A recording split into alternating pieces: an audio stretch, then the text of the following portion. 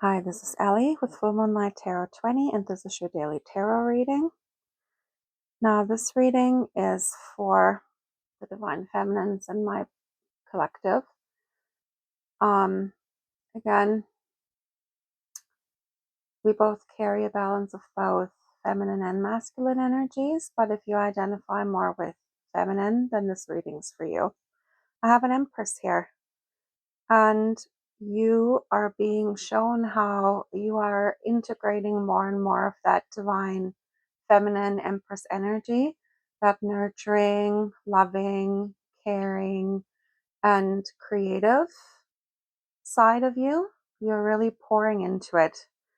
And with the 10 of Cups beside that, you have your ancestors walking with you. You know, all the women in your ancestral line that were oppressed and were not allowed to express themselves and had to follow the rules and had to be dominated by masculine energies. They're all walking with you and they're cheering you on. This is a pivotal time right now. We're going through some really heavy energies of clearing past baggage. And you would have, if you're really empathic, you would have been feeling that over the past few days. There's been such a depressing energy. It's really been weighing on us. There's feelings of grief and despair, and it's really been tugging on us, and it's really been tough, and a lot of us have been purging. So with the 9 of Swords here, that's what this tells me. You're also absorbing the energies of the people around you and the collective energies of what's going on the planet, right? We're absorbing that fear. So when you, for instance, wake up first thing in the morning before your brain has even produced the first thought of the day, but your consciousness is just waking up and you feel this feeling, this awful feeling of sadness and grief and chaos. It's not yours. You're picking up on what's going on around you and what's going on in the world because you're empathic. And it can't come from you because you would have had to have a thought first that produced that feeling. And you haven't had a thought yet. So that's how you know that this is not your energy. You're picking that up. So ask Spirit to remove that from you, that which is not yours, right? So the 9 of Swords is usually the nightmare card where you have anxiety and you're stressing, and it's the overthinking card, right? You're overthinking something, and maybe that's exactly what you're doing right now. There are things coming up from the past you're asked to deal with that, you know, you might have thought, oh, I thought I left that in the past. I thought I had resolved that. I thought I was over that. But here it is again, and it's bothering you. So this is just lingering remnants of that energy, and you're being asked to release it. So sit with it, right?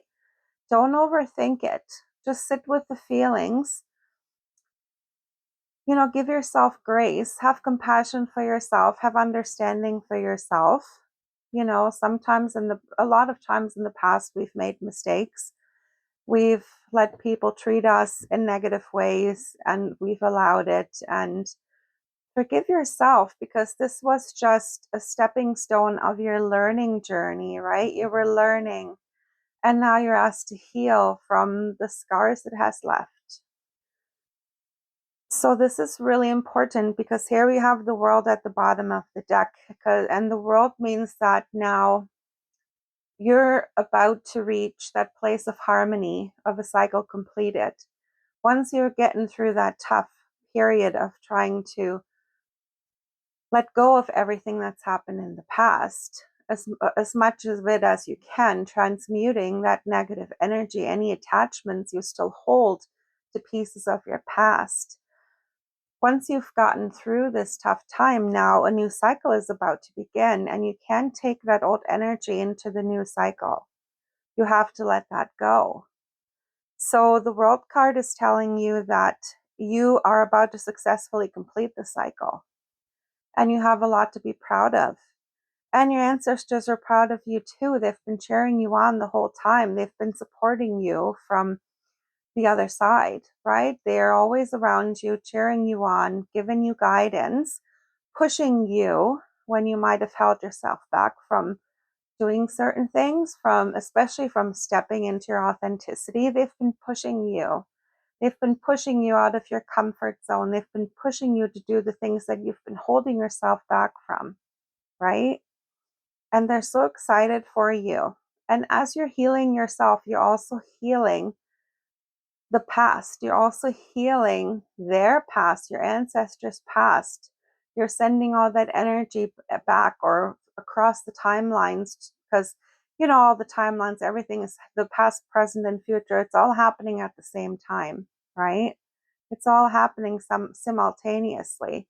So as you're healing yourself, it ripples out to the other timelines. So important that you stick with this healing journey, and it was so noble of you to take on such a tough job for this incarnation, but you did this to heal your ancestral line. So be proud of yourself.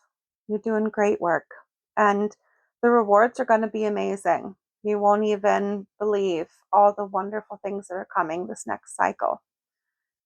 So be prepared. But for now, be kind to yourself, take care of yourself, nurture yourself. We'll get through, the end of the cycle, and we'll come out at the other end and be so happy and proud of ourselves that we've managed to get through this. All right, I got your back, guys. You got mine. I know that. Love and light, sending you lots of positive energy. And I'll talk with you tomorrow.